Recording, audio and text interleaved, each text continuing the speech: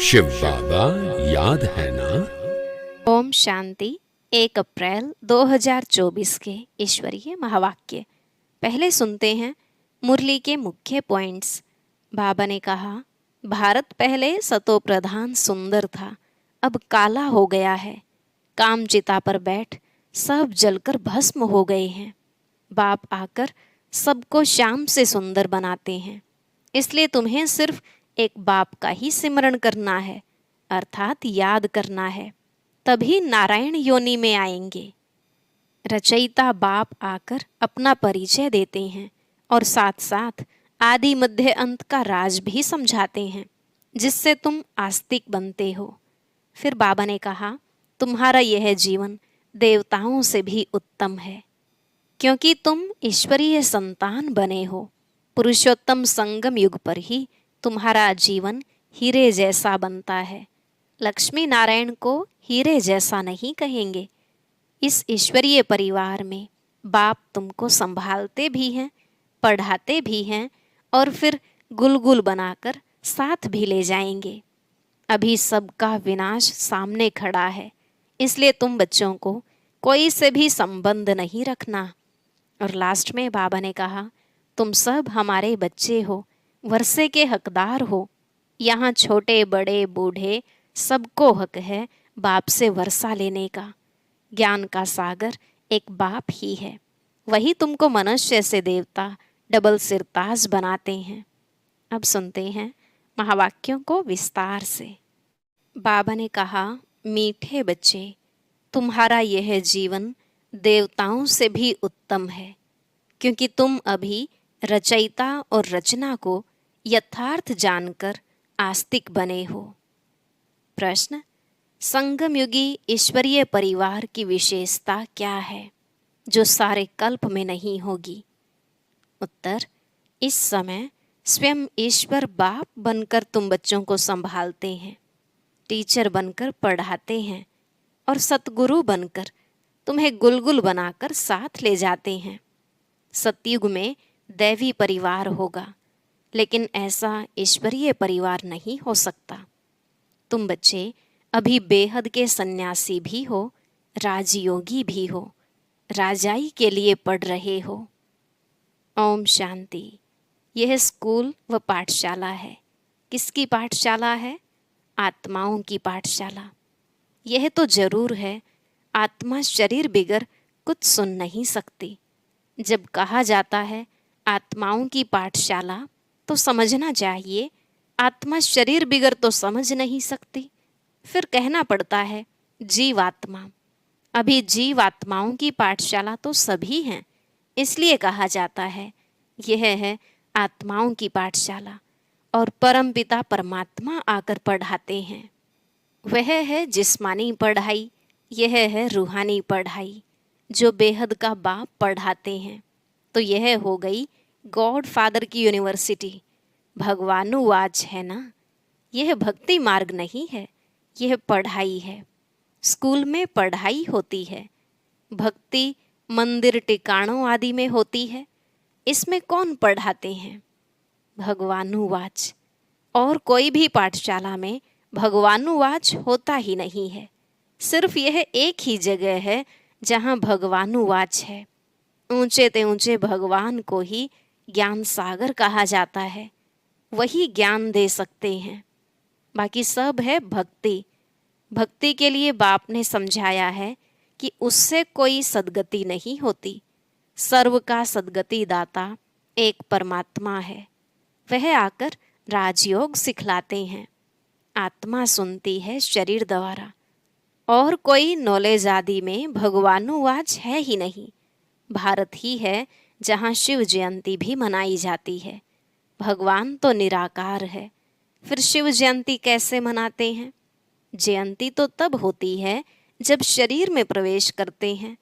बाप कहते हैं, मैं तो कभी गर्भ में प्रवेश नहीं करता हूँ।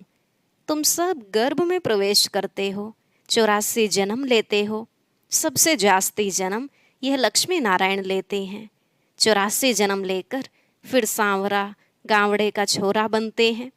लक्ष्मी नारायण कहो या राधे कृष्ण कहो, राधे कृष्ण हैं बचपन के, वह जब जन्म लेते हैं तो स्वर्ग में लेते हैं, जिसको वैकुंठ भी कहा जाता है। पहला नंबर जन्म इनका है, तो 84 जन्म भी यह लेते हैं। श्याम और सुंदर, सुंदर सो फिर श्याम। श्री कृष्ण सबको प्यारा लगता है। श्री कृष्ण का जन्म तो होता ही है नई दुनिया में, फिर पुनर्जन्म लेते लेते आकर पुरानी दुनिया में पहुंचते हैं तो श्याम बन जाते हैं। यह खेल ही ऐसा है। भारत पहले सतोप्रधान सुंदर था, अब काला हो गया है। बाप कहते हैं, इतनी सब आत्माएं मेरे बच्चे हैं, अभी सब काम चिता पर बैठकर जलकर काले हो गए हैं। मैं आकर सबको वापस ले जाता हूँ। यह सृष्टि का चक्र ही ऐसा है। फूलों का बगीचा वह फिर कांटों का जंगल बन जाता है। बाप समझाते हैं, तुम बच्चे कितने सुंदर विश्व के मालिक थे, अब फिर बन रहे हो। यह लक्ष्मी नारायण विश्व के मालिक थे। यह 84 जन्म भोग फिर ऐसे बन रहे हैं, अर्थात उन्हों की आत्मा अब पढ़ रही है। तुम जानते हो, सतयुग में अपार सुख है, जो कभी बाप को याद करने की दरकार भी नहीं रहती है। गायन है, दुख में सिमरण सब करें। किसका सिमरण? बाप का। इतने सबका सिमरण नहीं करना है। भक्ति में कितना सिमरण करते हैं, जानते कुछ भी नहीं। श्री कृष्ण कब आया, वह कौन है, कुछ भी जानते नहीं। श्री कृष्ण और श्री नारायण के भेद को भी नहीं जानते हैं। शिव बाबा है ऊंचते ऊंच, फिर उनके नीचे ब्रह्मा विष्णु शंकर, उनको फिर देवता कहा जाता है। लोग तो सभी को भगवान कहते रहते हैं, सर्वव्यापी कह देते हैं। बाप कहते हैं, सर्वव्यापी तो माया 5 विकार हैं, जो एक एक के अंदर हैं। सतयुग में कोई विकार होता नहीं। मुक्तिधाम में भी आत्माएं पवित्र रहती हैं, अपवित्रता की कोई बात नहीं। तो यह रचयिता बाप ही आकर अपना परिचय देते हैं, आदि मध्य अंत का राज समझाते हैं, जिससे तुम आस्तिक बनते हो। तुम एक ही बार आस्तिक बनते हो। तुम्हारा यह जीवन देवताओं से भी उत्तम है। गाया भी जाता है, मनुष्य जीवन दुर्लभ है, और जब पुरुषोत्तम संगम युग होता है तो हीरे जैसा जीवन बनता है। लक्ष्मी नारायण को हीरे जैसा नहीं कहेंगे। तुम्हारा हीरे जैसा जन्म है। तुम हो ईश्वरीय संतान, यह है दैवी संतान। यहाँ तुम कहते हो हम ईश्वरीय संतान हैं। ईश्वर हमारा बाप है, वह हमको पढ़ाते हैं, क्योंकि ज्ञान का सागर है ना, राजयोग सिखलाते हैं। यह ज्ञान एक ही बार पुरुषोत्तम संगम युग पर मिलता है। यह है उत्तम ते उत्तम पुरुष बनने का युग, जिसको दुनिया नहीं जानती। सब कुंभकर्ण की अज्ञान नींद में सोए पड़े हैं। सबका विनाश सामने खड़ा है। इसलिए अब कोई से भी बच्चों को संबंध नहीं रखना है। कहते हैं, अंतकाल जो स्त्री सिमरे, अंत समय में शिव बाबा को सिमरेंगे तो नारायण योनि में आएंगे। यह सीढ़ी बहुत अच्छी है। लिखा हुआ है, हम सो देवता, फिर सो क्षत्रिय आदि। इस समय है रावण राज्य, जबकि अपने आदि सनातन देवी देवता धर्म को भूल और धर्मों में फंस पड़े हैं। यह सारी दुनिया लंका है, बाकी सोने की लंका कोई थी नहीं। बाप कहते हैं, तुमने अपने से भी जास्ती मेरी ग्लानि की है। अपने लिए 84 लाख और मुझे कण कण में कह दिया है। ऐसे अपकारी पर मैं उपकार करता हूँ। बाप कहते हैं, तुम्हारा दोष नहीं, यह ड्रामा का खेल है। सतयुग आदि से लेकर कलयुग अंत तक यह खेल है, जो फिरना ही है। इसको सिवाय बाप के कोई समझा ना सके। तुम सब ब्रह्मा कुमार कुमारियाँ हो, तुम ब्राह्मण हो, ईश्वरीय संतान। तुम ईश्वरीय परिवार में बैठे हो। सतयुग में होगा दैवी परिवार। इस ईश्वरीय परिवार में बाप तुमको संभालते हैं, पढ़ाते हैं, फिर गुलगुल बनाकर साथ भी ले जाएंगे। तुम पढ़ते हो मनुष्य से देवता बनने के लिए। ग्रंथ में भी है, मनुष्य से देवता की ये करत न लागी वार, इसलिए परमात्मा को जादूगर कहा जाता है। नर्क को स्वर्ग बनाना जादू का खेल है ना। स्वर्ग से नर्क बनने में 84 जन्म, फिर नर्क से स्वर्ग चपटी में बनता है, अर्थात सेकंड में बनता है। 1 सेकंड में जीवन मुक्ति। मैं आत्मा हूँ, आत्मा को जान लिया, बाप को भी जान लिया। और कोई मनुष्य यह नहीं जानते कि आत्मा क्या है। गुरु अनेक हैं, सतगुरु एक है। कहते हैं सतगुरु अकाल। परम पिता परमात्मा एक ही सतगुरु है, परंतु गुरु तो ढेर हैं। निर्विकारी कोई है नहीं, सब विकार से ही जन्म लेते हैं। अभी राजधानी स्थापन हो रही है। तुम सब यहाँ राजाई के लिए पढ़ते हो। राजयोगी हो, बेहद के सन्यासी हो। वह हठयोगी हैं, हद के सन्यासी। बाप आकर सभी की सद्गति कर सुखी बनाते हैं। मुझे ही कहते हैं सतगुरु अकाल मूर्त। वहाँ हम घड़ी घड़ी शरीर छोड़ते और लेते नहीं। काल नहीं खाता। तुम्हारी भी आत्मा अविनाशी है, परंतु पतित और पावन बनती है, निर्लेप नहीं है। ड्रामा का राज भी बाप ही समझाते हैं। रचयिता ही रचना के आदि मध्य अंत का राज समझाएंगे ना। ज्ञान का सागर वही एक बाप है। वही तुमको मनुष्य से देवता डबल सिरताज बनाते हैं। तुम्हारा जन्म कोड़ी जैसा था, अब तुम हीरे जैसा बन रहे हो। बाप ने हम सो हम का मंत्र भी समझाया है। वह कह देते आत्मा सो परमात्मा, परमात्मा सो आत्मा, हम सो हम। बाप कहते हैं आत्मा सो परमात्मा कैसे बन सकती है। बाप तुमको समझाते हैं हम आत्मा इस समय तो ब्राह्मण हैं, फिर हम आत्मा ब्राह्मण सो देवता बनेंगे, फिर सो क्षत्रिय बनेंगे, फिर शूद्र सो ब्राह्मण। सबसे ऊंचा जन्म तुम्हारा है। यह है ईश्वरीय घर। तुम किसके पास बैठे हो? माता पिता के पास। सब भाई बहन हैं। बाप आत्माओं को शिक्षा देते हैं। तुम सब हमारे बच्चे हो, वर्षे के हकदार हो। इसलिए परमात्मा बाप से हर एक वर्षा ले सकते हैं। बूढ़े छोटे बड़े सबको हक है बाप से वर्षा लेने का। तो बच्चों को भी यही समझाओ, अपने को आत्मा समझो और बाप को याद करो तो पाप कट जाएंगे। भक्ति मार्ग वाले इन बातों को कुछ भी समझेंगे नहीं। अच्छा, मीठे मीठे सिकिलधे बच्चों प्रति माता पिता बाप दादा का याद प्यार और गुड मॉर्निंग। रूहानी बाप की रूहानी बच्चों को नमस्ते। रूहानी बच्चों की रूहानी बाप दादा को नमस्ते नमस्ते, गुड मॉर्निंग, शुक्रिया बाबा, शुक्रिया। अब है रात्रि क्लास। बाबा ने कहा बच्चे बाप को पहचानते भी हैं, समझते भी हैं कि बाप पढ़ा रहे हैं।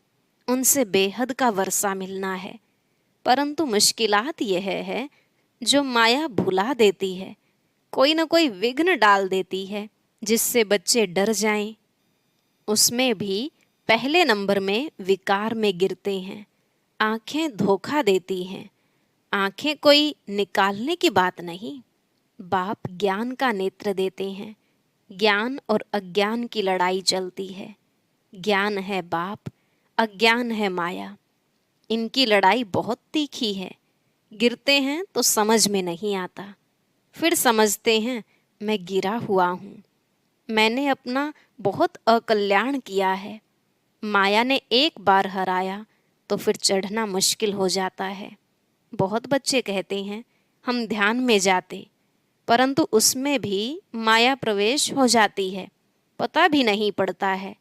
माया चोरी कराएगी, झूठ बुलवाएगी। माया क्या नहीं कराती है, बात मत पूछो, गंदा बना देती है। गुलगुल बनते बनते फिर छीछी बन जाते हैं। माया ऐसी जबरदस्त है जो घड़ी घड़ी गिरा देती है। बच्चे कहते हैं बाबा हम घड़ी घड़ी भूल जाते हैं। तदबीर कराने वाला तो एक ही बाप है, परंतु किसकी तकदीर में नहीं है तो तदबीर भी कर नहीं सकते। इसमें कोई के पास खातिरी भी नहीं हो सकती, न एक्स्ट्रा पढ़ाते हैं। उस पढ़ाई में तो एक्स्ट्रा पढ़ने लिए टीचर को बुलाते हैं, यह तो तकदीर बनाने लिए सभी को एक रस पढ़ाते हैं। एक एक को अलग कहाँ तक पढ़ाएंगे, कितने ढेर बच्चे हैं। उस पढ़ाई में कोई बड़े आदमी के बच्चे होते हैं, अधिक खर्च कर सकते हैं, तो उनको एक्स्ट्रा भी पढ़ाते हैं। टीचर जानते हैं कि यह डल है, इसलिए पढ़ाकर उनको स्कॉलरशिप लायक बनाते हैं। यह बाप ऐसे नहीं करते हैं, यह तो सभी को एक रस पढ़ाते हैं। वह हुआ टीचर का एक्स्ट्रा पुरुषार्थ कराना। यह तो एक्स्ट्रा पुरुषार्थ किसको अलग कराते नहीं हैं। एक्स्ट्रा पुरुषार्थ माना ही टीचर कुछ कृपा करते हैं, भल ऐसे पैसे लेते हैं, खास टाइम दे पढ़ाते हैं, जिससे वह जास्ती पढ़कर होशियार होते हैं। यहाँ तो जास्ती कुछ पढ़ने की बात ही नहीं, इनकी तो बात ही एक है। एक ही महामंत्र देते हैं, मन मना भव का। याद से क्या होता है, यह तो तुम बच्चे समझते हो। बाप ही पतित पावन है, जानते हो, उनको याद करने से ही हम पावन बनेंगे। अच्छा, गुड नाइट। धारणा के लिए मुख्य सार। पहला पॉइंट, सारी दुनिया अब कब्र दाखिल होनी है, विनाश सामने है, इसलिए कोई से भी संबंध नहीं रखना है। अंतकाल में एक बाप ही याद रहे। दूसरा, श्याम से सुंदर, पतित से पावन बनने का यह पुरुषोत्तम संगम युग है। यही समय है उत्तम पुरुष बनने का। सदा इसी स्मृति में रह स्वयं को कौड़ी से हीरे जैसा बनाना है। आज का वरदान, ज्ञान धन द्वारा प्रकृति के सब साधन प्राप्त करने वाले पद्मा पदमपति भव। ज्ञान धन द्वारा प्रकृति के सब साधन प्राप्त करने वाले पद्मा पदमपति भव। बाबा ने कहा, ज्ञान धन स्थूल धन की प्राप्ति स्वतः कराता है। जहाँ ज्ञान धन है वहाँ प्रकृति स्वतः दासी बन जाती है। ज्ञान धन से प्रकृति के सब साधन स्वतः प्राप्त हो जाते हैं, इसलिए ज्ञान धन सब धन का राजा है। जहाँ राजा है वहाँ सर्व पदार्थ स्वतः प्राप्त होते हैं। यह ज्ञान धन ही पद्मा पदमपति बनाने वाला है, परमार्थ और व्यवहार को स्वतः सिद्ध करता है। ज्ञान धन में इतनी शक्ति है जो अनेक जन्मों के लिए राजाओं का राजा बना देती है। स्लोगन, कल्प कल्प की विजयी हूँ। यह रूहानी नशा इमर्ज हो तो माया जीत बन जाएंगे। कल्प कल्प की विजयी हूँ, यह रूहानी नशा इमर्ज हो तो माया जीत बन जाएंगे। ओम शांति। अब सुनते हैं आज की अव्यक्त मुरली। इसके लिए ऊपर दिए गए बॉक्स पर क्लिक करें।